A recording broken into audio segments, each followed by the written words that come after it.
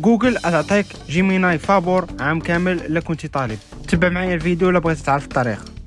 تمشي لجوجل تكتب جيميناي فور ستودنت، تبرك على اول لينك، تبرك على خطة الاشتراك، تهبط لتحت تكتبرك على سي اول ستودنت اوفر، تختار انت كما كتشوف معايا 12 شهر فابور 0 درهم، تبرك على جيت ستودنت اوفر. هنايا تدخل المعلومات ديالك، البلد، سمية الجامعة ديالك،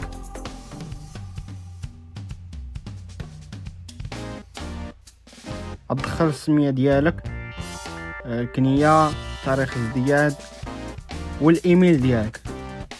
دير فيريفاي ماي ستودنت. هنايا يتاكدوا من انك طالب. تدخل تستعمل دابا الايميل ديالك الجامعي. هنا كما كتشوفوا معايا انا تقبلت.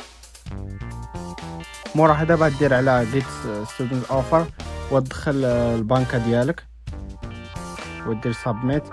انا هنايا وقع لي شي مشكل. موراها شنو لقيت الحل؟ انا مشيت درت تجميد البطاقه ودرت الغاء التجميد وختم. وكما صورت، ولكن كما تشوف معايا في الايميل هنا انا ويلكم تو جوجل اي اي بلس.